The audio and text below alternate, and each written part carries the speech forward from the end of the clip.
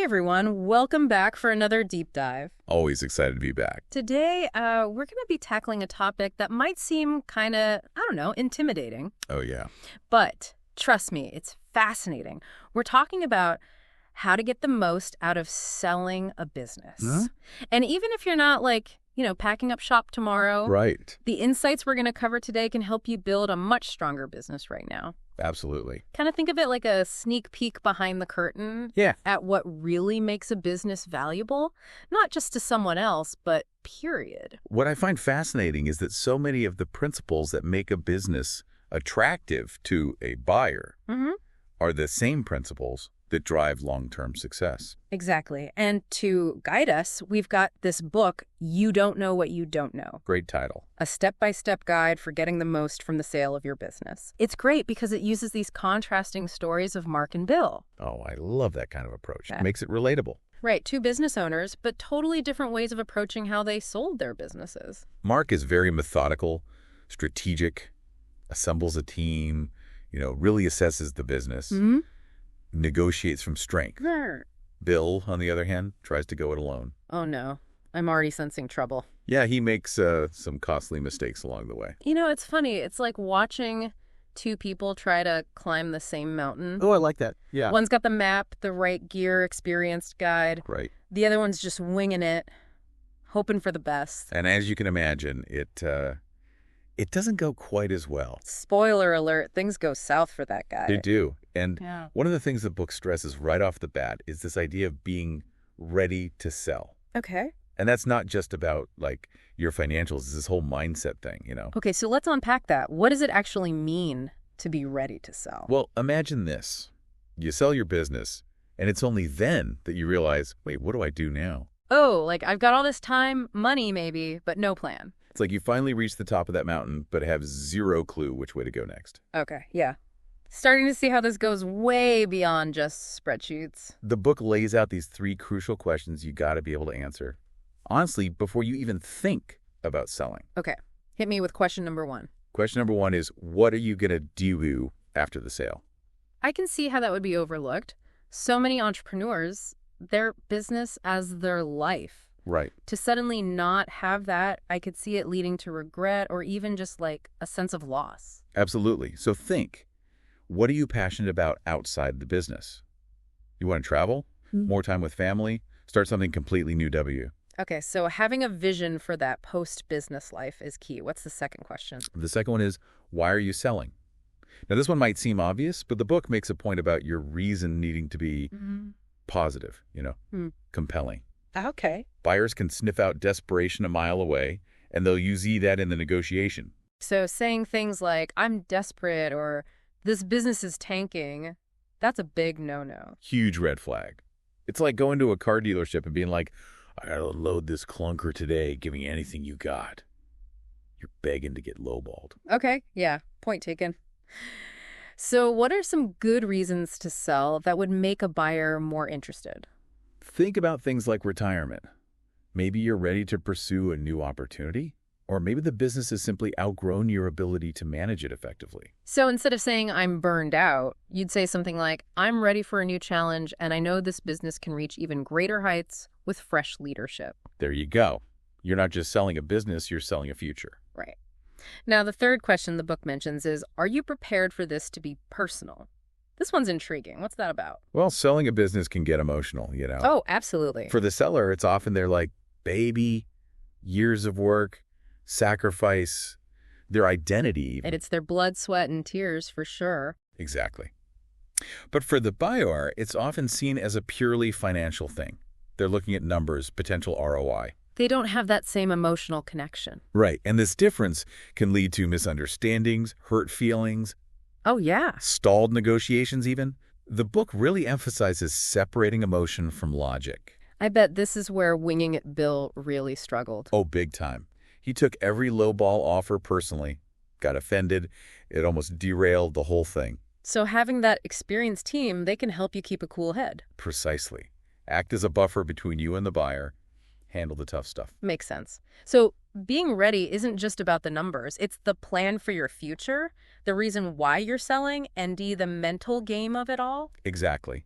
And it's about having the right team in place. Okay, so let's talk about that team. Who do you really need when you're selling a business? Well, just like, I don't know, you wouldn't climb Mount Everest without a guide, right? Right. You need experts to navigate the terrain. This is no different. You need specialists. So it's not just any lawyer, any accountant, any broker will do? Definitely not. You need people who specialize in business sales. They understand M&A, taxes, how to deal with these savvy buyers. So it's like finding a specialist doctor, right? You wouldn't go to a podiatrist for heart problems. Exactly.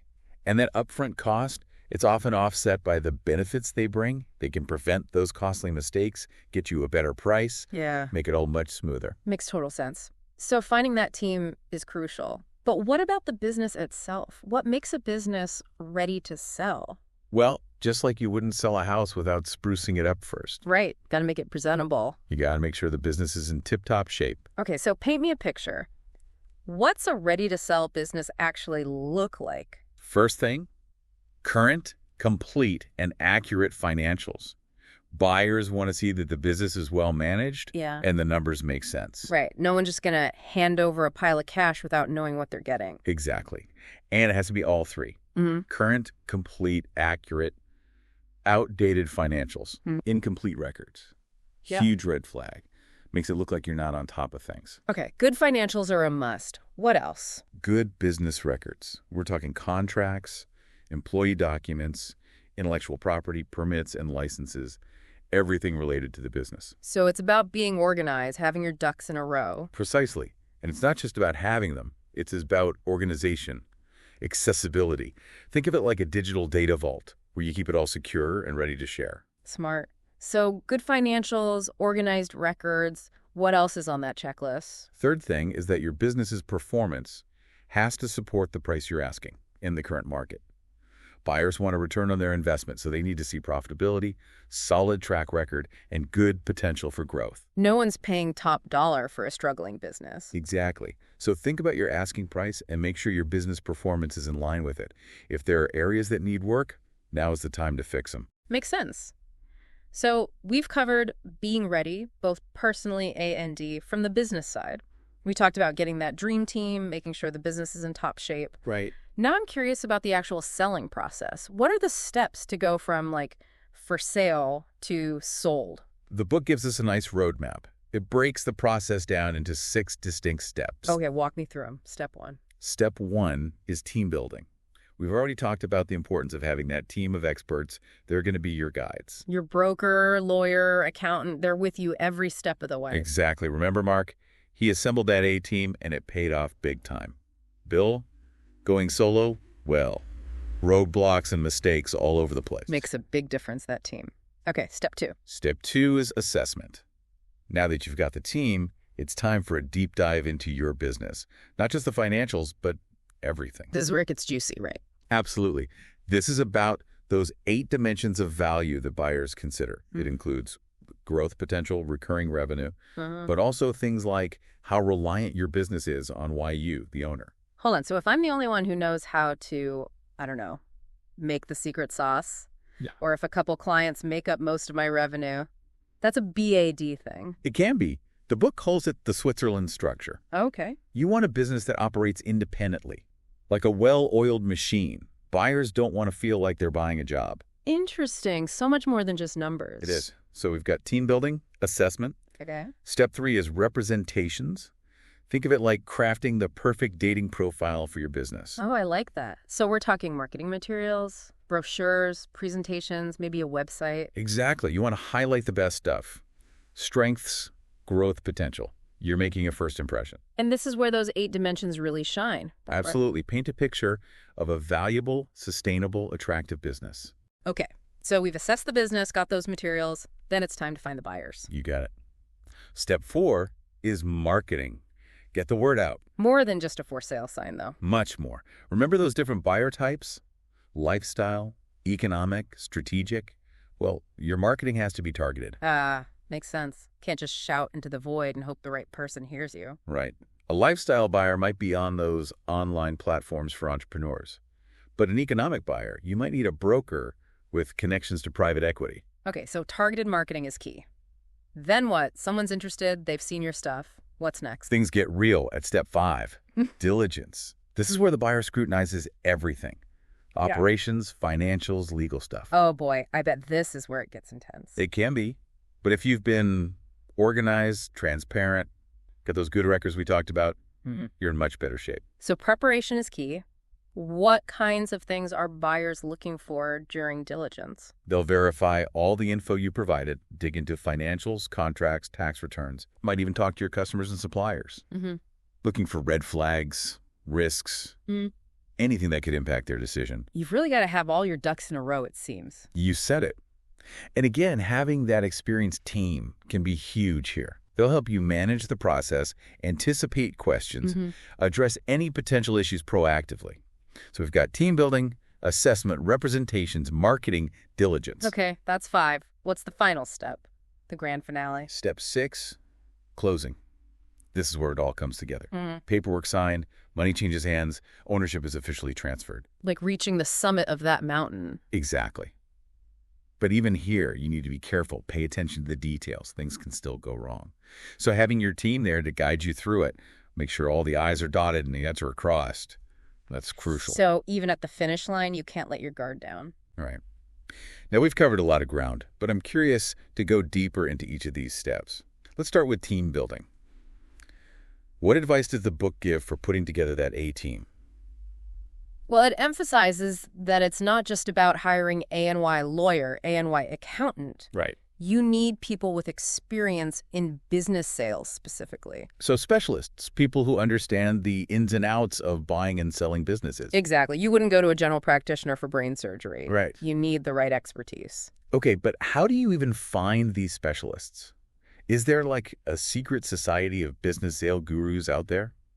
Not quite a secret society, but the book suggests starting with your network. People you already know and trust. Exactly. Talk to your current advisors, your accountant, banker, lawyer.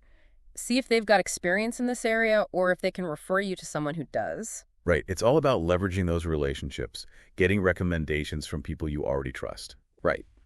And don't be afraid to interview multiple candidates. You want people you feel comfortable with, who get your business, your goals, and who you believe have the chops to guide you through this successfully. Makes sense. So you found your dream team. What's next? Well, that's when we move into the assessment phase. Okay. Remember those 8 dimensions of value. This is where your team will really analyze your business through each of those lenses, identifying the good stuff, the not so good stuff. So figuring out what makes your business truly valuable beyond just what's on the balance sheet. Precisely. They'll look at everything. Financials, customer relationships, intellectual property. They'll help you build a strategy to maximize your value, highlighting the things that make your business irresistible to a buyer. So it's like a full-body checkup for your business. Exactly. Identifying those areas that might need attention, but also highlighting all the best features. And just like a good doctor, they'll be honest, even if it's not what you want to hear. Right, they'll give it to you straight. Okay, so honesty is key. But what about those emotions we talked about earlier? It's easy for a seller to get, personally attached to their business. Right. How do you keep those emotions from getting in the way during this assessment phase? That's where the team comes in again. They can provide that objective perspective, help you keep things in check. Remember, the goal is to get the best possible price, not to get bogged down in sentimentality. Right. Smart decisions, not emotional ones. So the team looks at the business through those 8 dimensions. Then what? Then it's on to representations.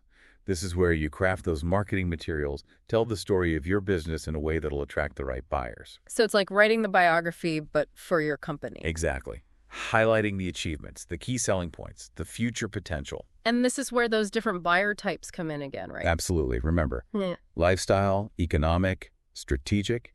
Your materials need to speak their language, address what motivates them. Makes sense. So for a lifestyle buyer, you might emphasize, work-life balance or the freedom of being your own boss. Exactly. But for an economic buyer, you'd focus on the numbers. Yeah. Revenue, profitability, growth potential. Right. Different strokes for different folks. Okay, so we've assessed our business, built that dream team, created some compelling marketing materials. Right. Now it's time to go find those buyers. What advice does the book have for the marketing phase? Well, like we said, it's all about targeting the right buyers. Right. Those 3 buyer types we keep talking about. Exactly. And where you market your business will depend on who you're trying to reach. For instance, if you're looking for lifestyle buyers, You might want to check out online platforms that cater to entrepreneurs or small business owners. Oh, okay. So websites listing businesses for sale or social media groups for entrepreneurs, that kind of thing. Exactly. But if you're going for economic buyers, you might need to work with a broker who's got those connections, to private equity firms, investment groups.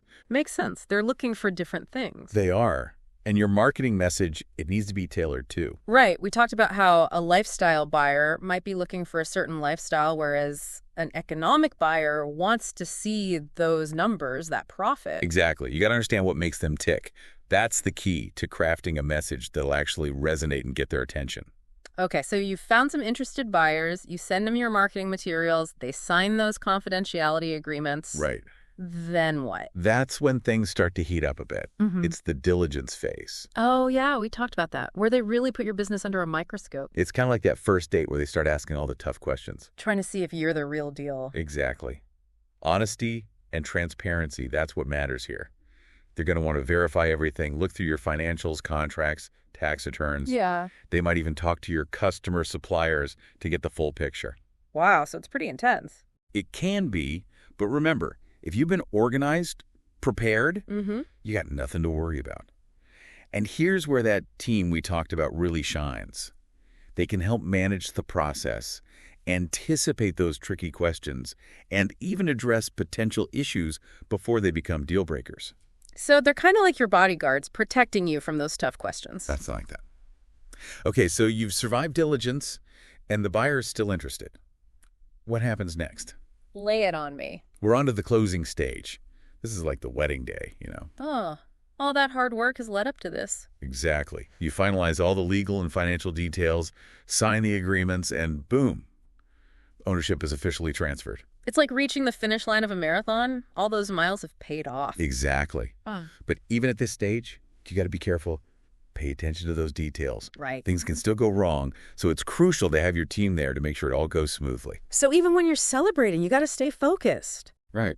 Now, we've walked through those 6 steps, but I'm curious. What are some common mistakes sellers make? Especially those who try to go it alone.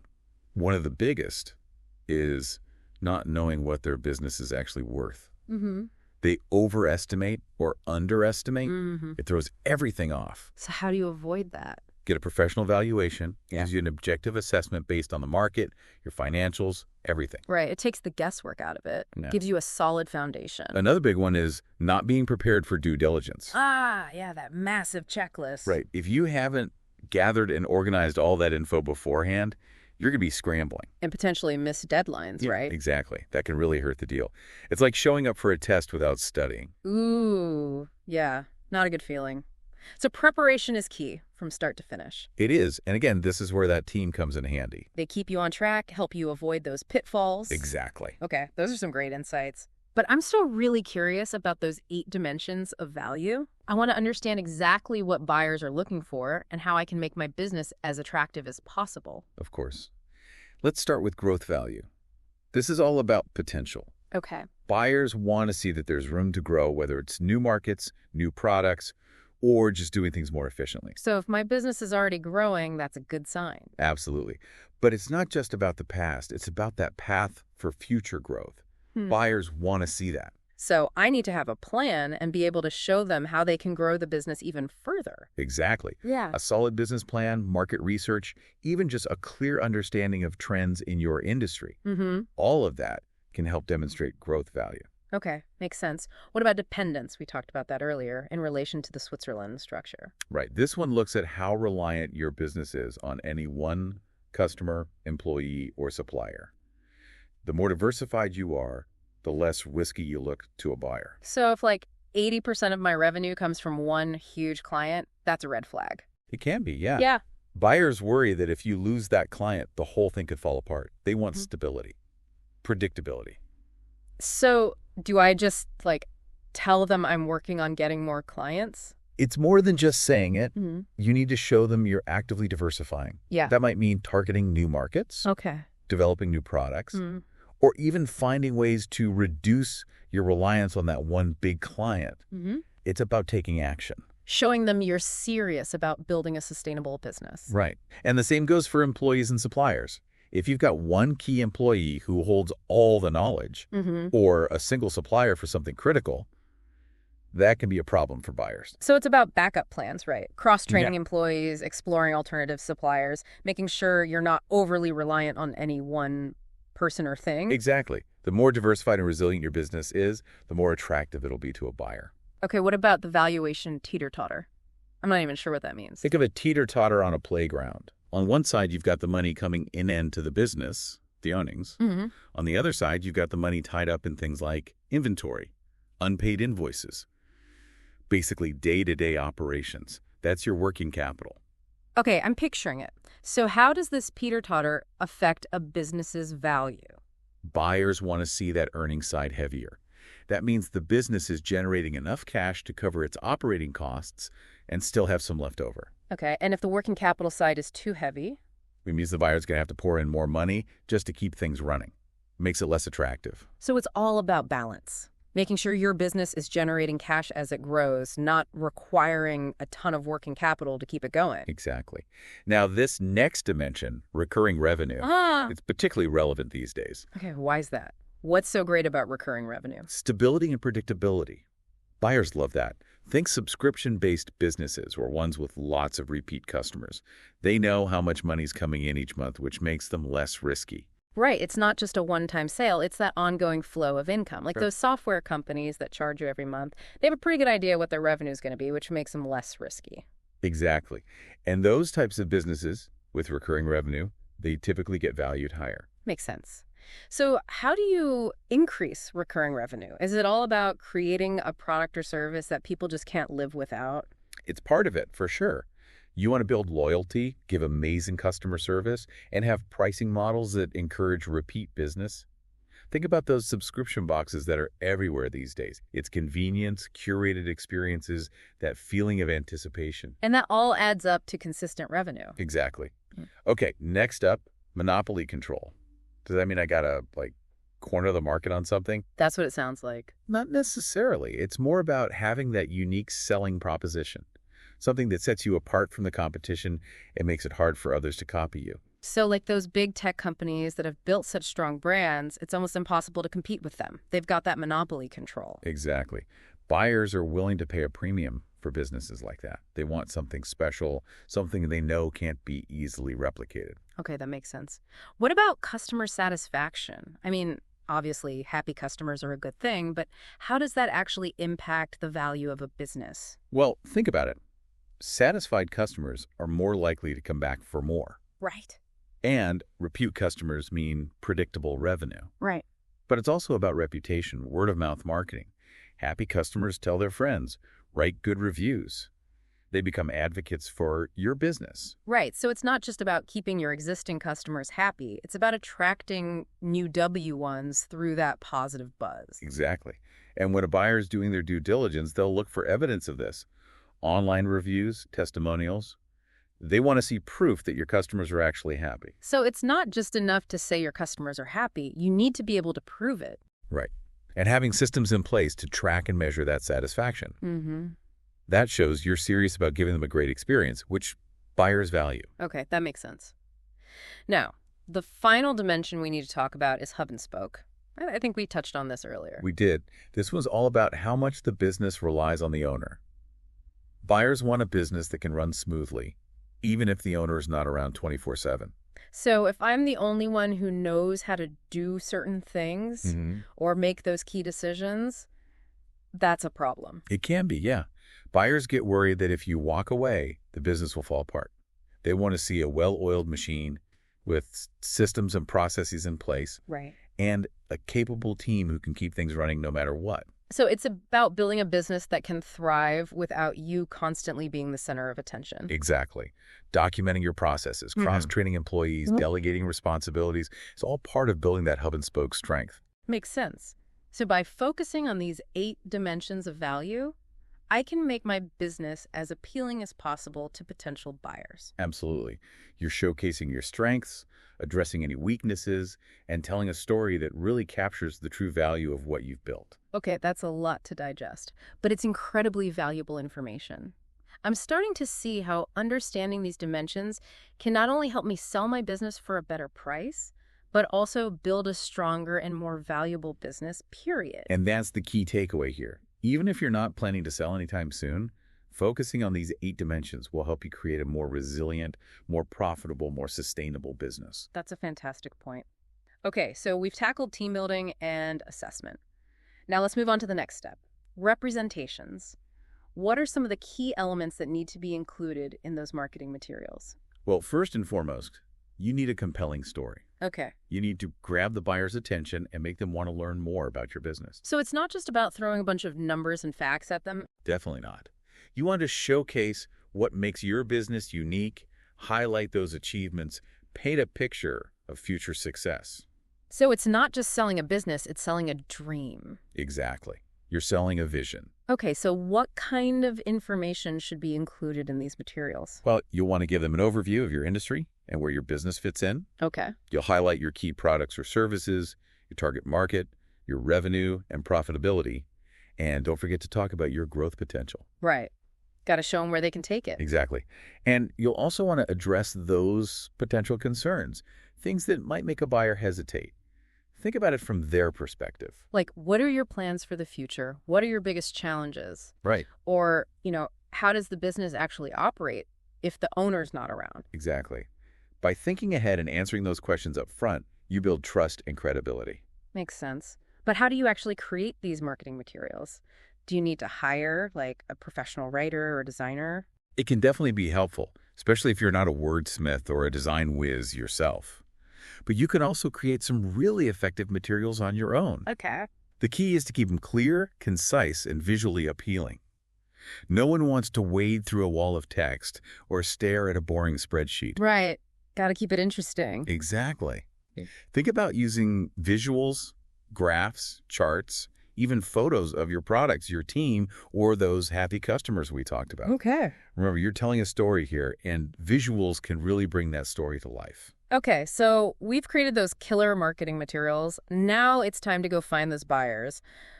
What's the best way to approach that marketing phase? Well, like we said before, it's about targeting the right buyers and using the right channels to reach them.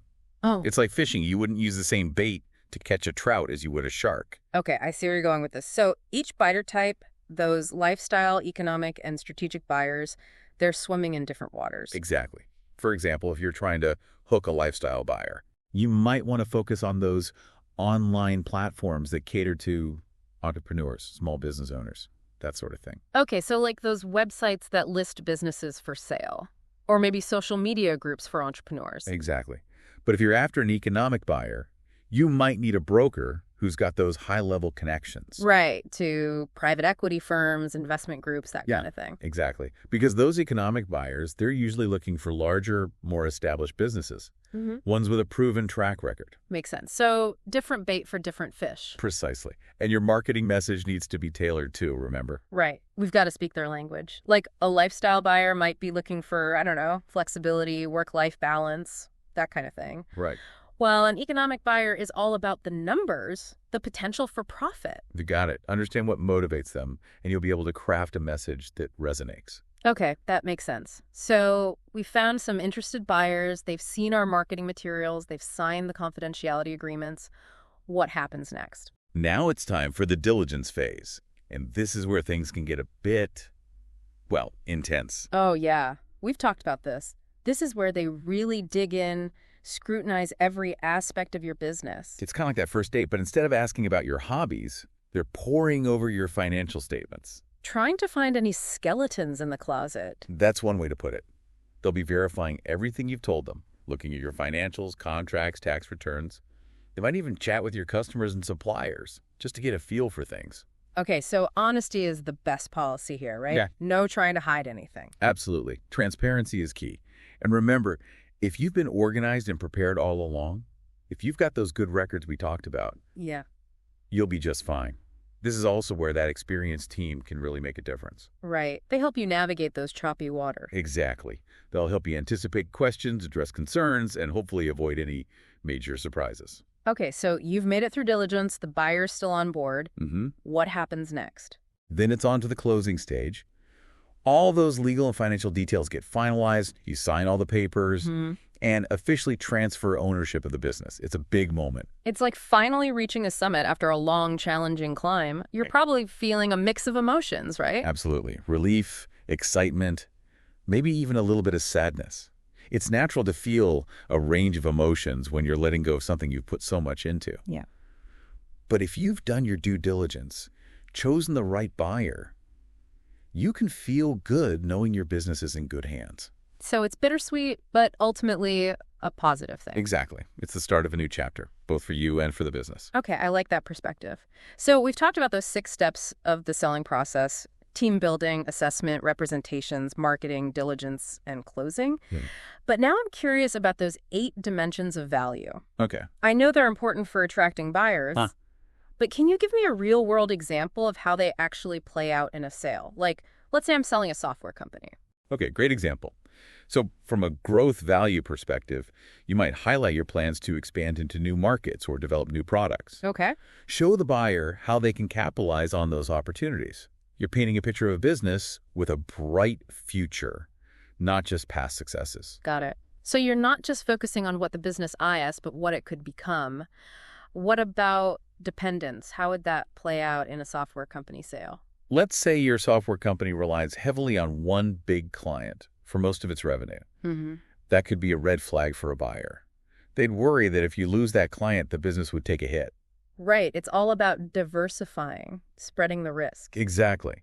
So you'd want to show them you're actively bringing in new clients, maybe targeting different industries, or developing products that appeal to a wider range of customers. Makes sense. You're proving that your business isn't a one-trick pony. Right. You're showing that it's got a solid foundation and can weather the ups and downs. Okay, what about the valuation teeter-totter? How would that work with our software company? Buyers would look at the company's working capital, the cash on hand, accounts receivable, inventory, and compare that to its earnings. They want those earnings to be strong, enough to cover the working capital needs.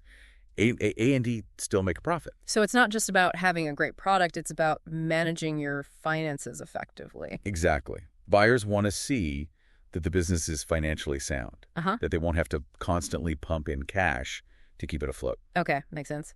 What about recurring revenue? I imagine that's a big plus in the software world. Huge. Yeah. If you've got that subscription-based model where customers pay a monthly or annual fee, that's a big selling point. It means predictable, reliable income. Buyers love that. So it's all about creating that stickiness with your customers, making sure they keep coming back for more. Exactly. Now, monopoly control in the software world, that might mean having a unique technology, a patent, a proprietary algorithm, something that gives you an edge over the competition. So you've got that secret sauce, that special something that no one else can replicate. All right. Buyers are willing to pay a premium for that kind of differentiation. They know they're investing in something unique and valuable. Okay, what about customer satisfaction? How would that factor into selling a software company? Well, satisfied customers are more likely to renew their subscriptions, give you those glowing testimonials, Right. and recommend your software to others. It's about building that loyal customer base. So it's about going beyond just providing a good product. You've got to create a positive experience that makes people want to stick around. Exactly. And finally, we have that hub and spoke dimension. This is all about making sure the business can run smoothly without you, the owner, constantly having to step in. So you're talking about having clear processes, a trained team, Right. making sure everything can run without you having to micromanage every detail. Exactly. Buyers want to know that the business can thrive even after you've moved on. Okay, so focusing on those 8 dimensions can really make a software company shine in the eyes of a potential buyer. Absolutely. And remember, these principles apply to any type of business, whether you're selling software, surfboards, or sandwiches. It's all about highlighting those strengths, addressing any weaknesses, and presenting a compelling story. Okay, that's a lot of great information about those 8 dimensions of value. But let's shift gears a bit and talk about those different buyer types: lifestyle, economic, and strategic. Sure. Can you break down each type in more detail? What are they looking for? What makes them tick? Absolutely. Let's start with the lifestyle buyer. These are often individuals who are looking for a business that matches their passions, their lifestyle goals. So they're not necessarily driven by making a ton of money. Not always. It might be more about flexibility, work-life balance, or the chance to be their own boss. Maybe they've always dreamed of owning a bookstore or a bakery, Or maybe they just want to escape the corporate world and do something they love. Okay, so what kind of businesses would appeal to a lifestyle buyer? It could be anything, really, from a small shop or restaurant to a service-based business or even an online business. The key is that it offers the lifestyle they're looking for. Right, like that surf shop in Hawaii we talked about earlier. That would definitely appeal to a certain kind of lifestyle buyer. Exactly.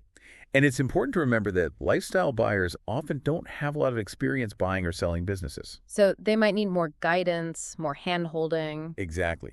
That's where having a patient and experienced team can be crucial. You need to be able to explain things clearly, answer their questions, Yeah, and reassure them that they're making a smart decision. makes sense. Okay, let's talk about the economic buyer. These are the number crunchers, right? That's right. They're all about financial returns. They want businesses with a strong track record of profitability, solid cash flow. They're looking for growth potential. So they're looking at it as an investment, pure and simple. Exactly. They could be private equity firms, investment groups, or even just wealthy individuals who are looking to diversify their portfolio. Okay, so what kind of businesses would appeal to an economic buyer? They usually like businesses that are scalable, Hmm? ones that have the potential to grow significantly. They also look for recurring revenue, strong management teams, and a competitive advantage in their industry. They're looking for a sure thing, basically. Right, something that's already proven itself. Okay, now let's talk about the strategic buyer. What makes them different? Strategic buyers are looking for businesses that complement their existing operations, something that gives them a competitive edge. Okay. They might be looking to expand into new markets, add new products or services, or maybe acquire valuable intellectual property. They're thinking about the big picture. So they're not just looking at the financials, they're thinking about how this acquisition will fit into their overall strategy. Exactly. How will it help them achieve their long-term goals? How will it strengthen their position in the market? So they're looking for synergy for a business that will make them even stronger. Okay, so what kind of businesses would appeal to a strategic buyer? It depends on their specific goals, really. They might be looking for a strong brand, a loyal customer base, unique technology, maybe even a talented team of employees. It's all about finding that perfect fit, that missing piece of the puzzle. So they're not just buying a business, they're buying an asset that will help them grow and compete more effectively. Exactly. Now, let's talk about those initial conversations with potential buyers. What are some tips for navigating those early interactions? Okay, yeah. What should you do when you're first talking to someone who's interested in buying your business? Well, first and foremost, be prepared. You need to know your business inside and out. Your financials, your goals for the sale, Yeah. everything. Right, you don't want to be caught off guard when they start asking those tough questions. Exactly. And of course, be professional, courteous, even if the buyer's being a little pushy. Right. Remember, you're in control here. You don't have to put up with any behavior that makes you uncomfortable. Okay, but what if they start lowballing you or making unreasonable demands? Well, you don't have to accept an offer that you're not comfortable with. You always have the right to walk away. So it's okay to walk away from a deal, even if it's tempting. Absolutely. In fact, the book suggests that being willing to walk away actually gives you more leverage. Really? Why is that? Well, if the buyer knows you're not desperate, that you have other options, they're more likely to take you seriously. And they might even come back with a better offer. Okay, that makes sense. But how do you know when to actually walk away? It's a judgment call, of course. Mm-hmm. But if you're getting bad vibes, if the buyer's not respecting your boundaries, or if their vision for the business just clashes with yours, it's probably best to move on. Okay, so let's say you found a buyer who seems reasonable, someone you feel good about working with, and they make you a decent offer. What happens next? Well, then it's on to the diligence phase, which we've talked about can be pretty intense. Right, the deep dive into your business. Exactly. But I can't stress enough how important it is to be prepared. Get all your documents organized. Be ready to answer any questions they might have, and be honest. Right. It's like studying for a test. The more prepared you are, the less stressful it'll be. Exactly. And remember, due diligence goes both ways. Oh, right. You're not just being evaluated, you're also evaluating them, making sure they're the right fit for your business. So it's okay to ask them questions too, make sure they've got the experience, the resources, the vision, all of that. Absolutely. You want to be confident that you're leaving your business in good hands. Okay, so you've made it through diligence, everything looks good. and you're ready to move on to closing. What advice does the book offer for finalizing that deal? Well, first things first, make sure you have a good legal team. Okay. They'll review all the documents, make sure your interests are protected. This isn't the time to try and handle things yourself or skimp on legal advice. Right. You don't want to sign anything you don't understand. Exactly. And double check that all those financial details are in order. The purchase price, the payment terms, any contingencies. Yeah. It all needs to be crystal clear. So once everything's signed and sealed, is that it? Deal done, walk away. Not quite. There's still that transition phase. Right. You've got to hand over the reins to the new owner, make sure they know what they're doing. Exactly. And that might involve training employees, introducing them to your customers, giving them access to all your systems. Yeah. Okay. Maybe even offering some ongoing support. So it's not as simple as just saying, here are the keys, good luck. Definitely not. The smoother that transition is, the better for everyone. It's like passing the baton in a relay race. You want to make sure the next runner is ready to take it and go. I like that analogy.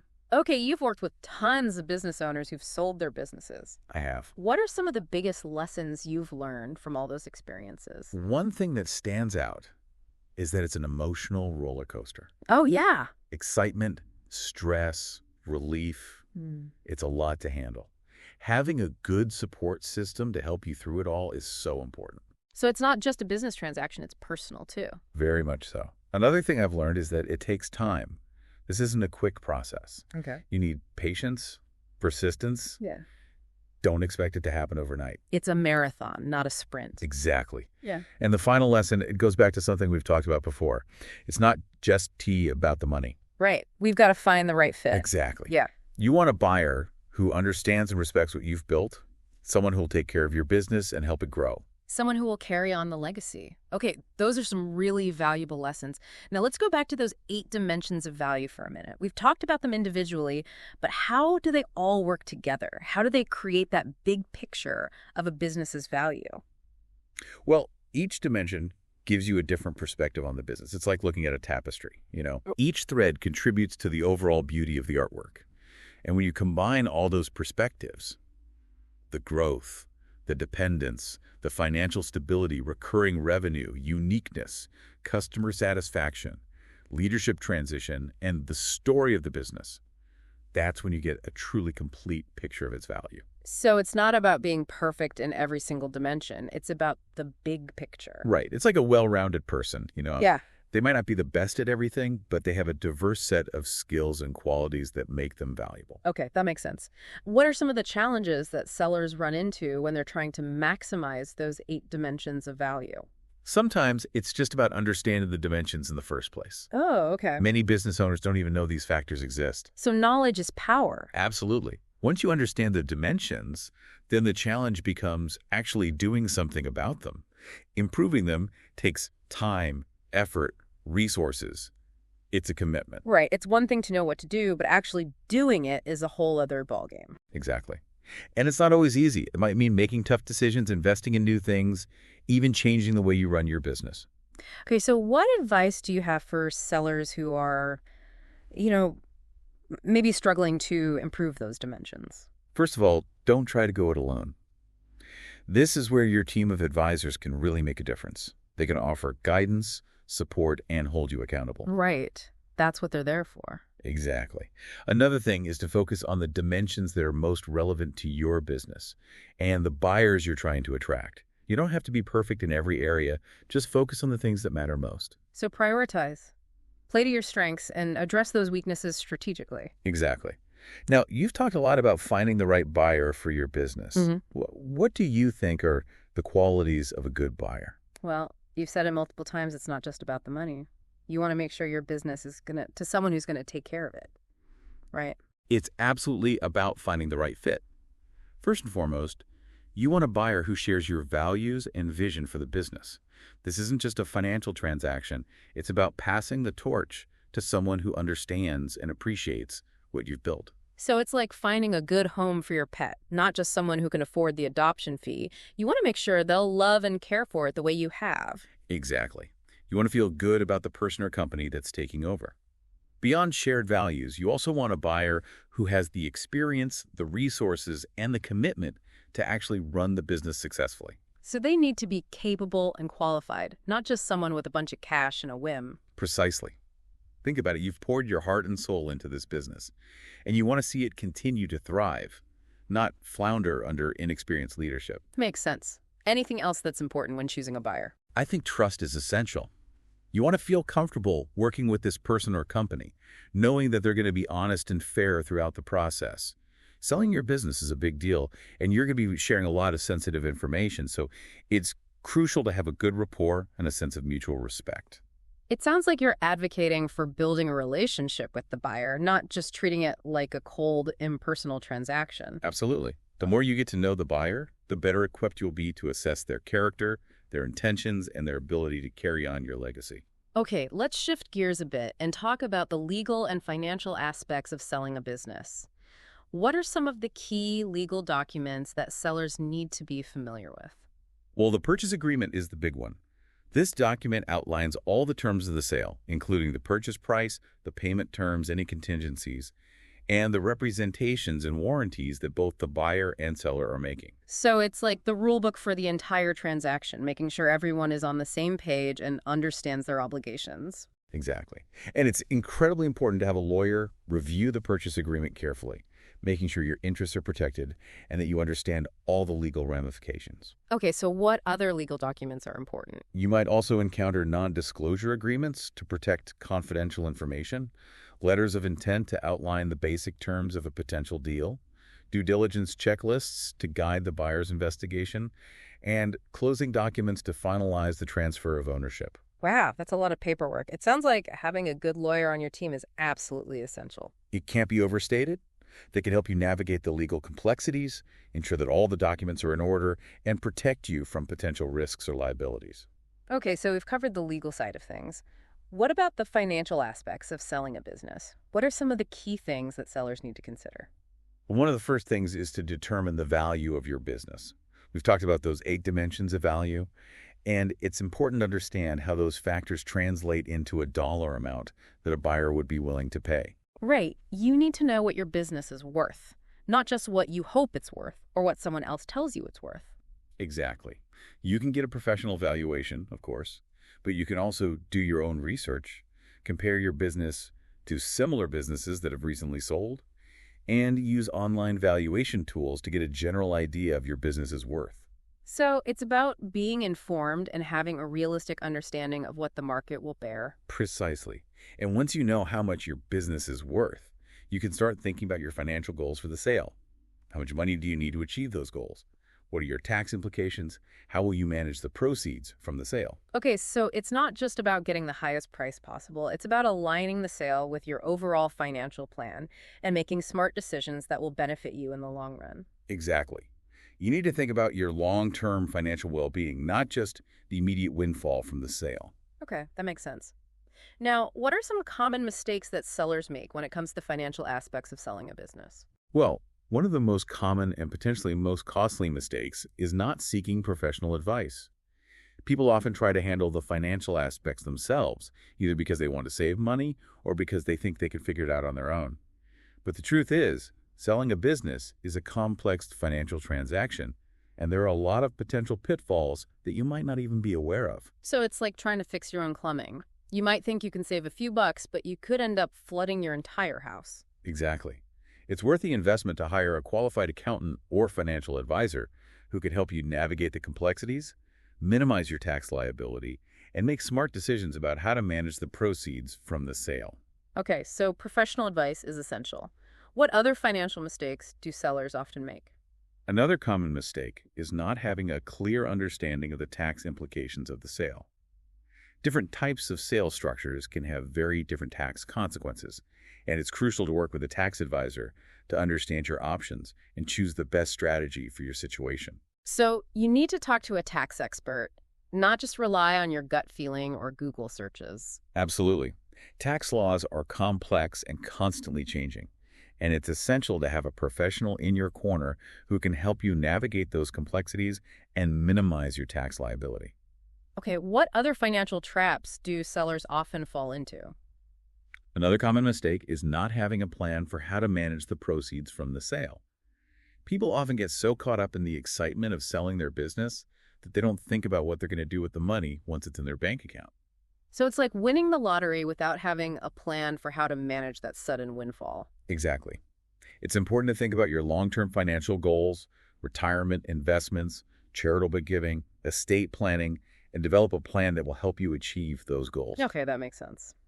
Now let's shift gears a bit and talk about the transition phase. We've touched on this briefly, but I'd like to dive deeper into some of the challenges that sellers might face during the handover process. Well, one of the biggest challenges is simply letting go. It can be incredibly difficult to hand over the reins to someone else, especially if you've poured your heart and soul into the business for years or even decades. It's like watching your child go off to college. You know, it's the right thing to do, but it doesn't make it any easier to say goodbye. Exactly. And it's important to remember that the new owner is going to do things differently. They're going to have their own vision for the business, and they might not always make the same decisions you would have made. So you need to be prepared to step back, trust the new owner, and resist the urge to micromanage or second-guess their decisions. Absolutely. It's their business now, and they need the freedom to make their own choices, even if you don't always agree with them. Okay, so letting go is a big challenge. What other hurdles do sellers often face during the transition? Another challenge is making sure the new owner has everything they need to run the business successfully. This can involve training employees, transferring customer relationships, providing access to key systems and data, and even offering ongoing support or mentorship. So it's not just about handing over the keys and walking away. It's about setting the new owner up for success and ensuring a smooth handover of responsibilities. Exactly. The more prepared and organized you are during the transition, the less stressful it will be for both you and the new owner, and the greater the likelihood that the business will continue to thrive under their leadership.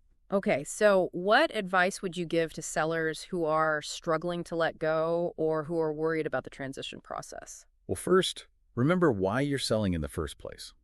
Are you ready to retire? Pursue a new passion. Spend more time with your family. Focus on those goals and the excitement of this new chapter in your life. So it's about keeping your eye on the prize and the reasons that led you to this decision. Exactly. And secondly, focus on the positive aspects of the transition.